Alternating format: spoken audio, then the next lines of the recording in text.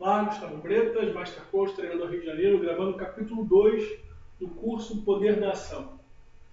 Então, meus amigos, depois de fazermos todo o mais de o nosso aluno, daquele seu aluno, identificar o estado atual dele, depois ele olhar e ver a radiografia da vida dele, nós vamos direcioná-lo para o próximo passo, para o próximo capítulo. E qual é o próximo capítulo? Qual é a próxima etapa? Agir. Muito bom. Agir. Meus amigos, a próxima etapa que nós vamos direcionar a nossa atenção e a atenção do nosso aluno é para a ação. Qual é o nome do livro? O Poder da Ação. E eu vou trazer um entendimento mais para frente, que eu imagino que vai ser algo que vai agregar. Não é algo novo, não é algo revolucionário, mas que vai agregar. Porque agora, meu amigo, calma. Agora, deixa de ser ansioso, meu amigo. É mais para frente. Um pouquinho mais para frente eu vou trazer um entendimento que um dia eu tive. Isso eu não aprendi, isso foi um feeling. Eu não aprendi diretamente com alguém, mas foi um feeling que eu tive. O segundo passo, qual é? É agir. Depois que ele identifica o estado atual, você deixa bem claro para ele, meu amigo, isso é apenas um resultado. E é muito importante você fazer isso. Por quê? Olha a sequência, olha a didática, olha como é interessante a forma com que o livro nos apresenta. Olha como é incrível isso. Eu identifiquei onde eu e minha vida estamos. Depois eu identifico aonde eu quero chegar. Ou seja, talvez num momento, na primeira parte, desconfortável, onde eu estou, num lugar que eu não gostaria. Aí eu respiro, sorrio para onde eu quero chegar, trago para essa pessoa uma visão positiva de futuro, coloco ele um pouco mais.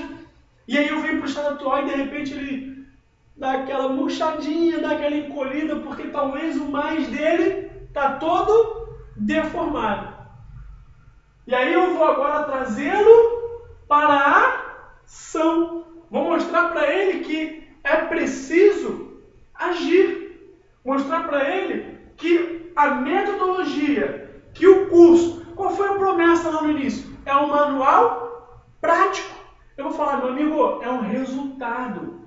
Não uma sentença, para que ele não fique naquele estado de profundo abatimento, porque, gente, acreditem, vão chegar muitas pessoas nos cursos com a vida inteiramente disfuncional, inteiramente deformada, se eu for usar pelo aspecto geométrico do mais.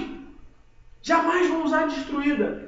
Grave isso com você, jamais diga que a vida da pessoa está destruída, não. Talvez esse seja até o sentimento dele, mas nós, como coach, como potencializadores, como pessoas que querem levá-lo a uma visão positiva, a uma vida extraordinária, eu vou trazer para ele, meu amigo, isso é apenas um resultado. E todo resultado é passivo de mudança. Eu preciso já trazer para ele esse conforto. Eu comecei com ele mais ou menos em baixa, ele subiu para o estado desejado, para a visão positiva, e aí ele vem e talvez tomou um choque. Eu preciso ter esse carinho. Eu preciso entender que todo o processo do livro, que toda a didática do curso, ela tem um mecanismo. E agora eu preciso falar para ele, meu irmão, meu amigo, é um resultado. É um resultado, e todo resultado é passivo de mudança. Até quando tu dormirás, ó, preguiçoso? Quando te levantares do sono, a pobreza te atacará como um bandido, e a necessidade te atacará como um homem armado. Está lá no livro de Provérbios. Até quando tu dormirás, ó, preguiçoso? Eu preciso levar com sutilidade, com inteligência, com carinho, com amor, esse meu aluno a entender que ele precisa agir. Quando o dormirás, o porquê? Porque está lá numa posição sonolenta, numa maneira sonolenta. E quando ele acordar, ele vai agir. Ele acordou, agora ele vai agir. E agindo, ele vai transformar a vida dele. Agindo, ele vai conseguir melhorar aqueles resultados. Através de plano de ação, através de estratégia. E, meu amigo, daí surgem grandes possibilidades de coaches individuais. Porque você já vai dar para ele essa luz, você já vai trazer para ele. É um momento, por isso que a gente falou lá que você vai transformar a sua vida, porque é um ciclo. É um círculo. Você faz o curso, você já contribui no curso e você é remunerado por isso, dali vão surgir possíveis clientes e você crescendo e contribuindo, crescendo e contribuindo. E aí, quando eu falei do sutil, trazer de forma sutil para ele esse entendimento, até quando tu dormirás? E nós vamos contar a metáfora. Quantos de vocês já ouviram a metáfora da vaquinha? E aí você vai trazer a metáfora da vaquinha. Você vai contar, você vai narrar, você vai interpretar. Você não vai apenas chegar lá e falar, o mestre, o seu discípulo andando. Não, você vai trazer a emoção, você vai contar, você vai teatralizar, você vai fazer com que ele entre na história para que ele entenda, para que ele consiga perceber que é preciso jogar a vaquinha fora. Ele precisa empurrar a vaquinha. A vaquinha representa o quê? Representa a zona de conforto. Você não vai falar isso, né? Lá no seu curso você não vai instruir dessa maneira. Eu aqui estou na posição de orientá-los, de formá-los, de capacitá-los, para que você possa levá-lo à reflexão. Então você vai trazer a narrativa, você vai contar, você vai trazer tudo o que você puder trazer de carga emocional, você vai trazer toda a teatralização, você vai trazer tudo o que estiver ao seu alcance para que ele entenda que ele precisa vencer a zona do conforto, que ele precisa vencer o próprio subconsciente, que ele precisa vencer a própria mente dele para que vá para outro nível, que vá para um outro estágio. Estou passando a metáfora para poder continuar na função de ministrante formador. E aí você vai conscientizá-lo, meu amigo. Acabou de contar a metáfora da vaquinha, você vai conscientizar que a vida começa quando a zona de conforto acaba. Qual é? E aí eu já pergunto para vocês primeiro. Eu já pergunto para que vocês, coaches, que ainda talvez não estão tendo o resultado que desejam, que ainda não estão vivendo de forma sistêmica, que ainda não estão vivendo a abundância. Qual é? Qual é? E eu vou perguntar para você, representando toda a turma, eu pergunto para você, Flávio, qual é a sua zona de conforto? Você não precisa me responder, é apenas para entender, para internalizar, porque nós, naturalmente, temos zona de conforto, só que como coach a gente identifica e ataca. Identifica a nossa própria zona de conforto e ataca. Os nossos alunos, eles precisam ter esse despertar e é isso que nós estamos fazendo. Você vai fazer com que o aluno, com que aquela pessoa que chegou para o seu curso, ele entenda o poder que a zona de conforto tem sobre os resultados dele. E você vai mostrar para ele que ele tem que agir, tem que começar a agir. O que o Dr. Paulo Vieira diz? Vamos ler junto no próximo slide? Tem poder quem age, e mais poder ainda quem age certo, e superpoderes quem age certo e na hora certa. Observe a dinâmica e o decorrer dessa frase. Observe como ela começa. Tem poder quem age. No início, meu amigo, no início o seu aluno ele vai precisar começar a agir, independente se certo ou errado, mas ele vai começar a agir. E depois com as suas ferramentas, com a sua orientação. Se você virar coach dele, então, mais ainda, com o seu processo de coach. Depois, ele começa a agir certo, mas antes ele precisa agir. E quando ele aprende a agir certo, e ele começa a aprender, a fazer, e virar especialista, e ter mais perícia, e ter domínio, e ter confiança, ele começa a fazer com mais. O que acontece com quem começa a ficar mais habilidoso? Ele começa a fazer mais rápido. E o seu aluno, automaticamente, quando ele vê que ele fez uma vez e deu certo, depois ele viu uma nova forma de fazer, e ele conseguiu fazer em menos tempo, e com melhor qualidade. E aí, meu amigo, é sucesso, ele começa a crescer. O meu objetivo, o nosso objetivo como coach, o seu objetivo como um palestrante, o seu objetivo como alguém que está ali naquele momento, como um instrutor, como um professor, seja lá como você se entender e se divulgar. Você tem que potencializar para que aquela pessoa haja, dê o primeiro passo, comece. E tudo vai vir por consequência. É claro, se ficar insistindo, talvez ele vai ter resultados ruins.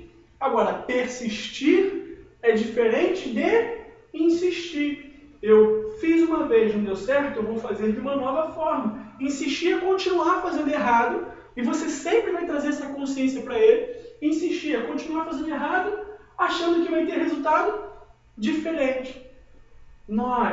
Nós precisamos ser luz. Nós não vamos ser as pernas, nós não vamos ser os passos, mas nós podemos, devemos ser luz, ajudar, orientar, questionar, perguntar. A gente não vai dizer o que fazer, mas vai questionar, vai trazer uma nova visão, uma nova possibilidade para que ele mesmo decida e comece a agir por conta própria. E quando a gente está falando de vida de abundância, quando a gente está falando de vida de escassez, nós vamos chegar para o aluno nesse momento agora.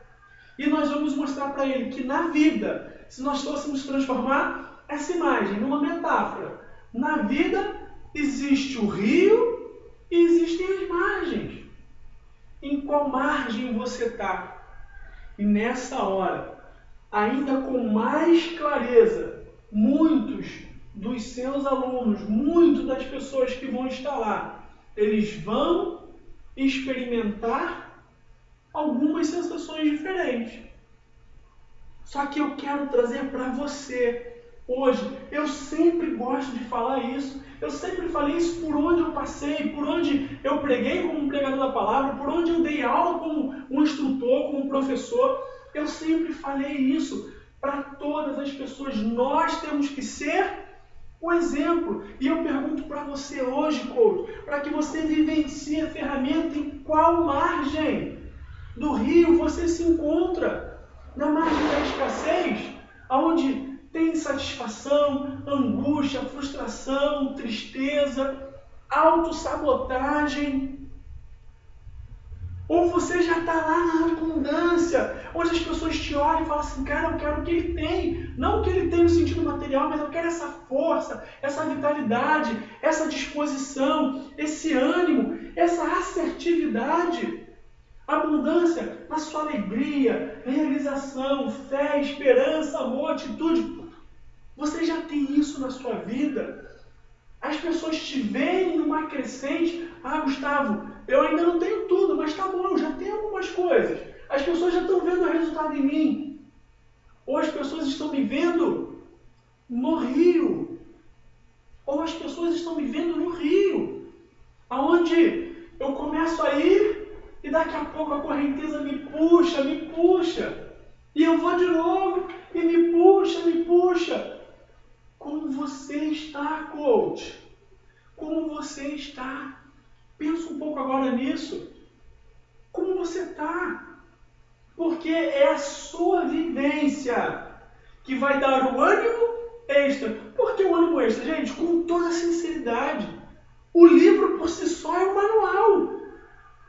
Vamos ser bem direto, bem objetivo. O livro por si só é um manual.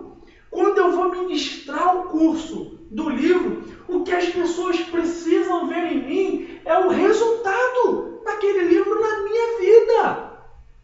Faz sentido para você? Tem coerência isso?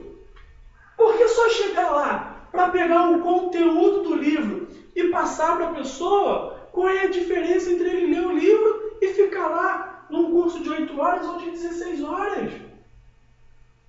Meu amigo, quando a pessoa vai para o seu curso, ele já escuta falar Master Coach, ele já fala assim, caraca, Master Coach, ou se for coach, caramba, ele é um coach. Se você tiver uma outra formação, caramba, ele é um psicólogo e coach, é um professor e coach, é um advogado e coach. E aí ele chega lá e você despeja o embasamento teórico. O livro por si só já traz a teoria.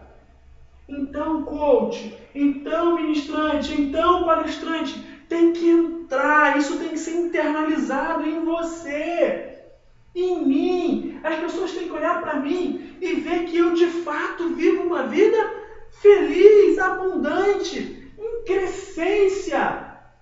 Não vai e volta numa autossabotagem. Ora eu estou muito bem, depois eu estou uma semana tomando Rivotril.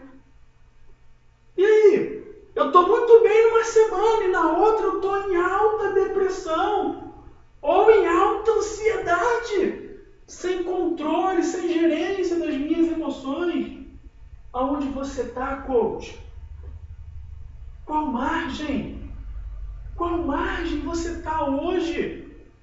O seu aluno, quando chegar lá e te ver ministrando o curso, ele vai ver alguém que está em abundância. E olha, eu já escutei alguns testemunhos de pessoas que falaram assim, poxa, eu fui numa palestra de uma pessoa, não vou citar nomes, né? Pessoas famosas. Eu já fui numa palestra de uma pessoa e, cara, ele passou tanta coisa, tanta vitalidade. No final, quando a gente estava indo embora, poxa, eu fui ver o carro que ele estava indo embora, fiquei até envergonhado. Meu amigo, a abundância, realização, não está unicamente ligado aos bens materiais. Não está. E o que eu estou querendo dizer isso com você? Porque essa vitalidade, ou era um grande artista hipócrita, ou ele internamente, ele já sabia onde ia chegar. E quando eu olho para essa pessoa hoje, eu entendo. Ele sabia onde ele ia chegar. Então ele já estava vivendo a abundância. Ele já estava sendo, ele já estava fazendo. E o ter é o que ele tem hoje. É a consequência. Hoje, você já está sendo abundante? Pensa nisso. Pensa com amor, pensa com carinho. Você já está sendo abundante. É muito importante que a gente não vá para lá, que a gente não se proponha a fazer um curso para 30, 50, 100 pessoas, 200 pessoas, para levar conteúdo teórico. A gente está indo para lá, eu estou vindo para cá, para poder trazer vivência, para poder mostrar que de fato é possível, para que eles olhem e digam, se ele pôde, eu também posso. É isso o que a gente está indo, é isso que a gente está se propondo a fazer. Zona de conforto é a combinação de várias mentiras paralisantes com o prazo de validade vencido. Meu amigo, não é nem prazo de validade para vencer, não. É prazo de validade vencido. Porque você só está na zona de conforto quando algo já está confortável. E se já está confortável, se você já se acomodou, já venceu, meu amigo. O prazo de validade não é a vencer. Porque quando ainda está a vencer, eu estou me movendo, eu estou fazendo. Quando aquele prazo esgota e eu não me movo mais, onde tá tudo bem, tá tudo legal, não preciso de mais. Não tenho metas, eu não tenho mais metas, já fiz tudo que eu tinha para fazer esse ano. Já está vencido, meu amigo. Já está vencido. E mentira é o que me aprisiona a permanecer aonde eu estou querendo ou não querendo. Só que nós não vamos nós vamos apresentar para o nosso aluno aquilo que nós aprendemos com o Dr. Paulo Vieira. E aquilo que muitos de nós temos visto que quando encarado de frente, de verdade, com propriedade, transforma as vidas. Nós vamos trazer o conceito das historinhas. Nós vamos trazer para o nosso aluno, vocês vão apresentar para os seus alunos o conceito das historinhas. E o que são historinhas? É tudo aquilo que dizemos ou pensamos repetidamente que explica, justifica ou tira o foco dos nossos defeitos, insucessos ou fracassos. Historinha, meu amigo, nada é mais do que isso. Eu estou tentando explicar, justificar ou tirar o foco daquilo que eu vou dizer que não é da minha ossada, não pertence a mim, ou então eu não podia fazer nada, ou eu não consegui porque eu não podia sair para trabalhar, porque eu tinha que ficar com os meus filhos, eu não consegui estudar mais e tirar melhores notas porque eu trabalhava na faculdade, então eu chegava do trabalho direto. Historinha. Eu vou mostrar para ele que existem vários tipos de historinhas, que existem vários modelos, e ele vai entender. Ele precisa que você carinhosamente, eu sempre vou falar isso, principalmente se for um aluno de primeiro curso seu, ele precisa receber todas as palavras com amor. Tá? Eu, Gustavo, eu sempre costumei dizer para as pessoas que toda regra sem amor, ela é burra. Simplesmente virar para alguém e dizer que ele tem que fazer, porque é assim, ponto final, e não ter um amor por trás daquela regra, não ter o sentido de cuidar, de explicar, de fazer crescer, o amor nas palavras, o amor no objetivo. Toda regra sem amor, ela é burra. Ela é burra. O meu filho, a minha esposa, o meu aluno, ele não vai compreender, assimilar aquilo. Então, sempre com amor. E eu vou dizer para ele que as historinhas atacam a autorresponsabilidade. Elas atacam. Tiram a autonomia do seu autor, deixando-o como refém da situação. Quando eu conto uma historinha, eu saio do personagem de autor, de capitão do barco da minha vida, eu saio desse personagem e coloco isso em uma outra circunstância, em uma outra pessoa. E quais são as historinhas? Elas são mentirosas, são historinhas verdadeiras e são historinhas, de brincadeiras. Mentirosas, brincadeiras, verdadeiras. Não tem uma ordem específica, são as classificações. Isso, são as classificações das historinhas. Mentirosas, verdadeiras ou brincadeiras. São esses três tipos. E cada uma dessas histórias, elas precisam ser identificadas. Ela precisa ser classificada. Nós, como coaches, em alguns momentos, talvez na nossa formação, em algum outro curso que nós já tenhamos feito na FEBRACIS, a gente já ouviu falar, mas os alunos, eles vão precisar aprender. Você vai ter que ter esse cuidado, você vai ter que ter esse direcionamento de levar ao aluno a esse entendimento. Para que ele não saia dali com a sensação de que está sendo acusado. Ele está me chamando de mentiroso. Não, então ele sempre vai ter. Você sempre vai trazer insumos que façam com que ele receba o conteúdo, receba a informação com amor. Como transformar em historinhas em histórias? Vamos ler junto, todo mundo? O passo a passo, como a gente pode transformar historinhas em histórias. Primeiro passo, identificar em quais áreas da sua vida está tendo resultado ruim. Se a historinha justifica uma zona de conforto, se a historinha tira o foco de mim, da situação, para justificar, explicar o resultado que eu estou tendo, eu preciso identificar em qual área. Ele pode usar o próprio mais dele. Você vai orientá-lo, você vai falar, olha lá para o seu mais, olha para o seu mapa de autoavaliação. Qual área da sua vida foi a sua nota. Não somos nós que damos a nota, foi a própria percepção. Em qual área da sua vida que você entendeu que o resultado está ruim, que o resultado não está bom? Identifica. Ali eu já comecei a entender, opa, nessa área é possível, já comecei a lançar para o meu aluno que naquela área é possível que esteja contando uma historinha. Eu não acuso, eu nunca acuso. Seja num processo de coaching, a gente não acusa, a gente pergunta, a gente questiona, a gente usa as próprias palavras do coaching, as próprias marcações do aluno. Ó, lá no seu mais, de acordo com a resposta que você deu, com a sua percepção, quais áreas da sua vida os resultados estão ruins. Tem diferença? Se eu chego na mesa lá do meu aluno, deixa eu ver aqui, meu amigo, qual é seu nome? Vou pedir que seu aluno. Osvaldo, aí eu chego no Osvaldo, deixa eu ver aqui. Caramba, hein? Teu pilar conjugal tá mal, hein? Tá quebrado. Tem diferença ou não tem? Se você chega e fala assim, a nota que você deu, a percepção que você deu e marcou no seu mais, não é muito mais suave? E eu trago para mim o aluno.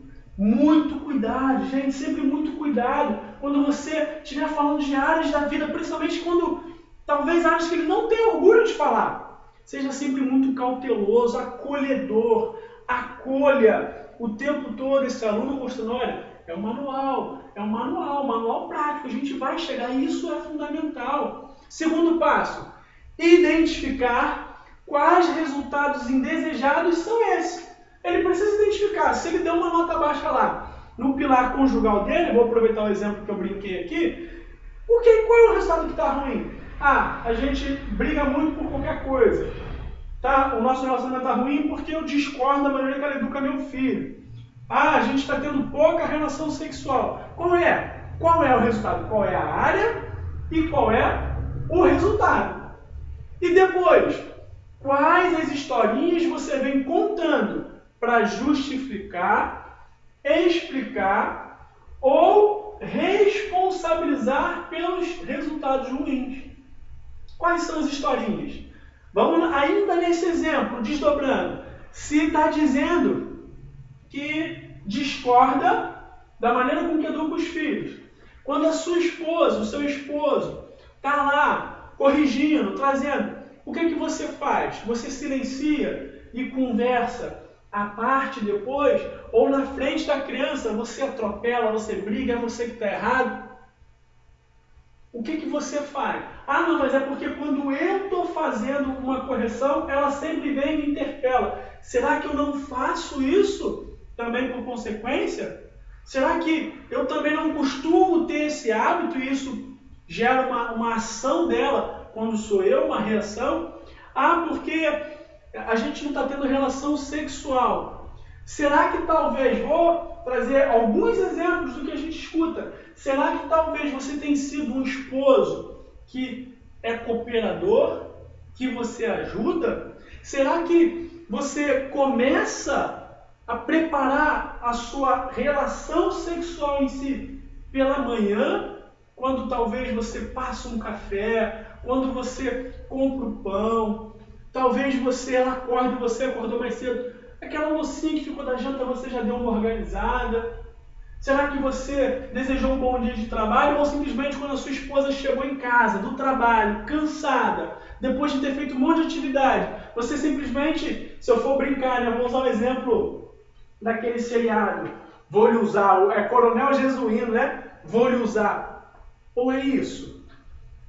Acha que a sua mulher, depois de ter feito um monte de atividade, depois de ter feito um monte de coisa, cuidado inclusive de coisas suas, ela ainda tem que deitar na cama e tem a obrigação de ter relação sexual com você? Vamos pensar primeiro isso para as nossas vidas. Eu estou dando um exemplo como uma referência masculina, mas talvez mulher também. Será que não tem contado historinha para não poder dar o afeto, dar o amor, ter a relação sexual para o seu esposo? Ah, porque Estou cansado e amanhã eu vou acordar cedo. Será que talvez preparou o que você tinha que preparar mais cedo para ter um tempo de descansar? Será que se organizou de um modo que não ficasse com serviços acumulados? Não estou falando de serviços domésticos, estou falando de serviços de trabalho, de tudo. Ou você sai do seu trabalho e leva serviço para casa. Professora é muito comum, principalmente professora de jardim infantil, professora da idade infantil, levar trabalhinho para casa. E aí você trabalha o dia inteiro. Chega em casa, você começa a fazer os trabalhinhos todos das crianças, corrigir, preparar, fazer aqueles recortezinhos. E aí o seu esposo ficou lá até 10, 11 da noite esperando para ver se você subiu. Você não subiu porque estava cuidando dos meus menininhos, das minhas criancinhas. Porque é ótimo ter amor pelos seus alunos. É ótimo, mas e o seu lar? E o seu lar? Quando você trouxer essa reflexão dessa maneira, de forma sutil, de forma educada, de forma reflexiva, todos os seus alunos serão impactados. Todos eles vão passar por um processo de revisão. Quarto passo, para cada historinha, identificar a classificação. Você vai identificar a classificação, você vai categorizar o comportamento linguístico, o resultado primário e o resultado secundário. Você vai classificar se é mentira, se é verdade, se é brincadeira. Você vai identificar qual é o comportamento linguístico, o que é falado, como que é comunicado, o que é expressado. Você vai trazer para ela esse entendimento, vai trazer para esse entendimento.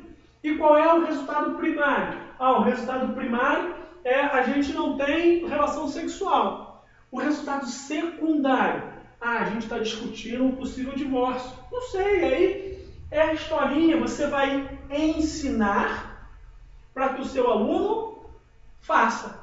Mas agora, nós vamos fazer. Você agora vai olhar para o seu mais coach, você vai olhar para o seu mais palestrante e vai identificar qual área da sua vida que precisa ser transformado, que você deseja. E aí o quinto passo, depois que você identificou e categorizou, você vai contar uma nova história.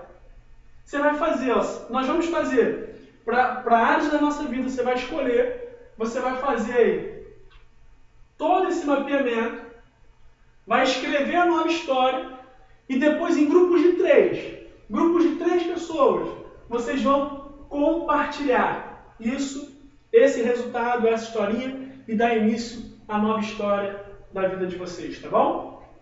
Encerrando o capítulo 2, já gravamos 32 minutos, preparando agora para o capítulo 3, obrigado.